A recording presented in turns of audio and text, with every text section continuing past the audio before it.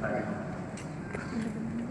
Pada agenda rapat pertama, rapat telah menyetujui laporan tahunan perseroan untuk tahun 2025, termasuk mengesahkan laporan tugas pengawasan Dewan Komisaris Perseroan dan mengesahkan laporan keuangan konsolidasi perseroan dan entitas anak untuk tahun 2025 yang telah diaudit oleh kantor akuntan publik Perintis, Jumadi, Prianto, dan rekan.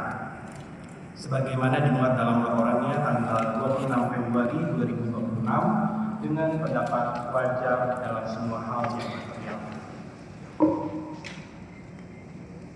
Pada agenda kedua, rapat menyetujui penggunaan laba bersih konsolidasi perseroan untuk tahun 2025 sebesar 14,81 triliun rupiah dengan rincian sebagai berikut: sebesar 1.663 per lembar saham atau sebanyak-banyaknya 5,92 triliun rupiah akan dibagikan sebagai dividen tunai.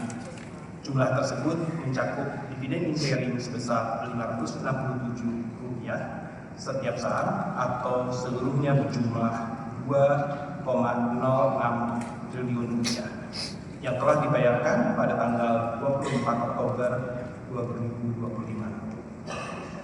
Dengan demikian, sisa dividen tunai sebesar Rp1.096 setiap saat akan dibagikan kepada pemegang saham perseroan yang namanya tercatat dalam daftar pemegang saham perseroan pada tanggal 28 April 2026 pukul 16 waktu Indonesia bagian Barat dan akan dibayarkan kepada pemegang saham perseroan pada tanggal 18 Mei 2026. Pada agenda rapat ketiga, perseroan telah menerima dengan baik pengunduran diri dari Bapak Joni Gunarto Condro sebagai Presiden Komisaris Perseroan, Bapak Budi sebagai Wakil Presiden Komisaris Perseroan, Bapak Benjamin Harinur sebagai Komisaris Perseroan, Bapak Frans Kusuma sebagai Presiden Direktur Perseroan, Bapak Lodi Irwanto Ilyas sebagai Direktur Perseroan, dan Bapak Iwan Hadiantoro sebagai Direktur Perseroan yang telah melakukan efektif sejak rampungnya rapat pada pagi hari ini.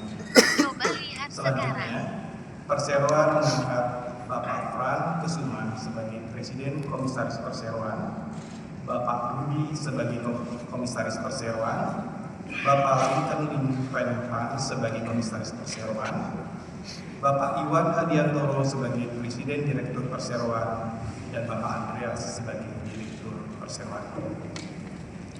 Sehingga susunan direksi PT United Tractor Tbk menjadi sebagaimana ditampilkan di layar, yang akan berlaku efektif hingga rapat selanjutnya yang akan diadakan pada tahun 2027. Pada agenda rapat keempat, rapat memberikan kuasa dan wewenang kepada Dewan Komisaris Perseroan untuk menetapkan gaji dan tunjangan anggota direksi untuk masa jabatan 2026-2027, serta menetapkan gaji atau honorarium dan tunjangan bagi anggota Dewan Komisaris untuk periode yang sama sejak penutupan RUPS tahunan ini hingga penutupan RUPS tahunan 2027.